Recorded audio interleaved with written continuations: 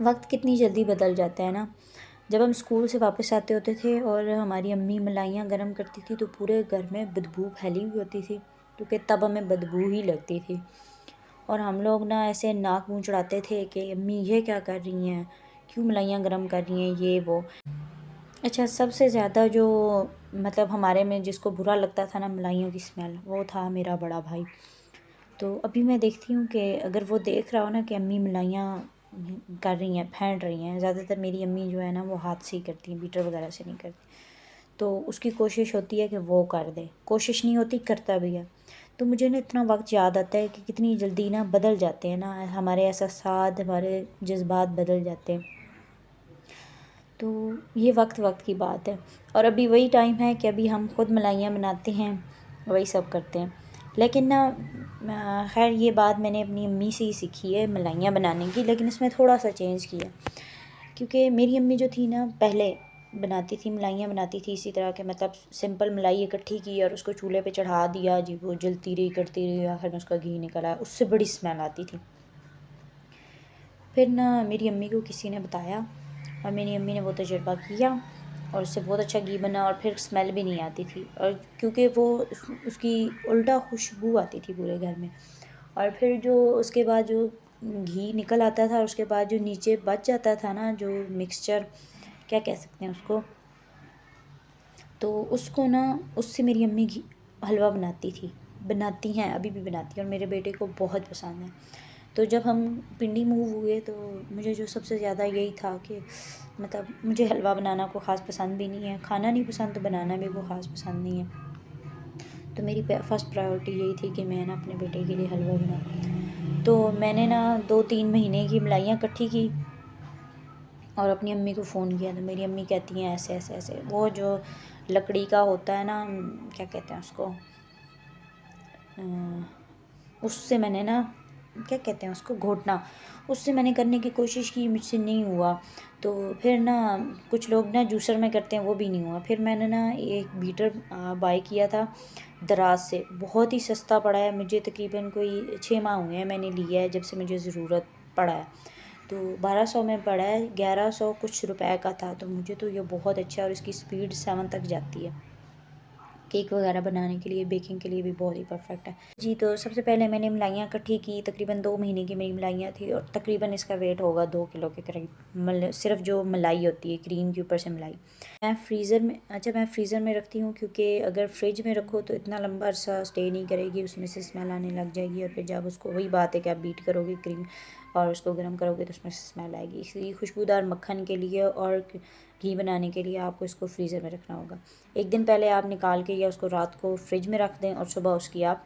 Bat کر لیں اور اس کو مکھن بنا لیں۔ اچھا، یہاں پہ میرے پاس تقریباً جو اس کا ویٹ بن رہا تھا وہ 2 کلو تھا ملائیوں کا، اور میں نے اس کو کوئی اوپر جاگ وغیرہ نہیں لگائی، سمپل وہی کریمیں میں نے ایک برتن میں ڈالی بڑے میں، جس میں مجھے لگ رہا تھا کہ اس میں بیٹ ہو جائے گی، اور میں نے اس کو بیٹر کی تقریباً 4 سے 5 سپیڈ پہ میں نے اس کو بیٹ کرنا شروع کر دیا۔ اور پہلے آپ کو ایسے لگے گا کہ یہ تو لسی بن رہا ہے، یہ تو نہیں بن رہا، تو آپ کی سردیاں ہوں تو تھوڑا تھوڑا گرم پانی ڈالیں، تھوڑا تھوڑا، بالکل جیسے گھونٹ گھونٹ ہوتے ہیں، مطلب میں نے اتنی ملائیوں میں صرف کوئی آدھا کپ پانی ڈالا تھا، گرم، بہت زیادہ گرم بھی نہ ہو، تو اس کو ڈالتے جائیں اور بیٹ کرتے جائیں، تقریباً کوئی آپ کے 10 منٹ لگیں گے، اس کے بعد یہ دیکھیں یہ والی میری کنسسٹنسی آ گئی ہے۔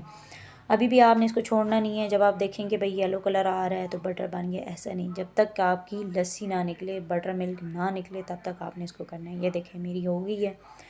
ابھی جو میرا سائڈ پہ دوسرا پڑا ہوا تھا اس کو بھی میں کر لوں گی، پھر میں اکٹھا مکھن نکالوں گی اس کا۔ تو اچھے سے بیٹ کرنے کے بعد اس کو صحیح سے آپ نے پریس کر کے تو آپ نے اس کا نکال دینا ہے، مکھن نکال دینا ہے، دیکھیں کتنا پیارا بنا ہے گولڈن کلر کا۔ اچھا، 2 باتیں، ایک تو جن کا ہوگا نا گائے کا دودھ، ان کا ہوگا گولڈن کلر کا گھی نکلے گا، اور جن کا ہوگا بھینس کا دودھ تو ان کا وائٹ کلر کا نکلے گا۔ کچھ بہنیں ایسی ہوتی ہیں وہ کہتی ہیں بھئی ہم تو گھر پہ دودھ بناتے ہیں، گھی بناتے ہیں، مکھن بناتے ہیں، تو ہمارا تو وائٹ کلر کا ہوتا ہے، گولڈن کلر کا ہونا چاہیے، اچھا لگتا ہے یہ وہ۔ تو بہن آپ اپنا دودھ چینج کریں، اپنے جو ہے آپ کا گوالا اس سے بولیں کہ ہمیں گائے کا دودھ دے اگر آپ کو گھی بنانا ہے،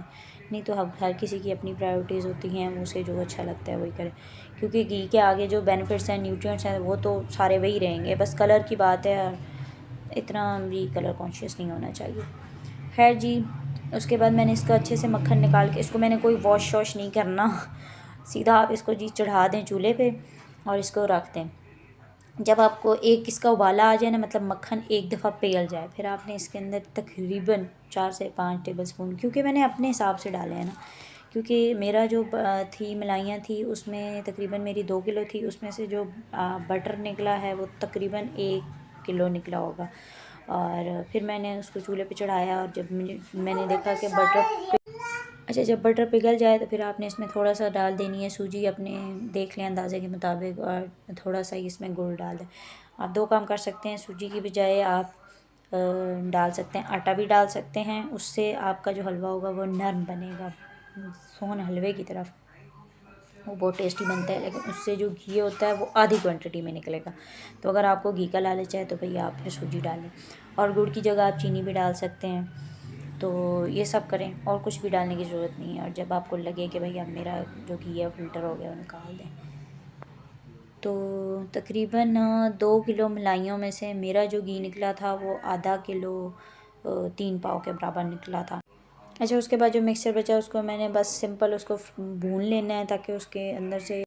اس کا موئسچر ختم ہو جائے، اور بہت ہی مزیدار آپ کا حلوہ بن کے تیار ہے. تو لائک اور سبسکرائب ضرور کیجیے.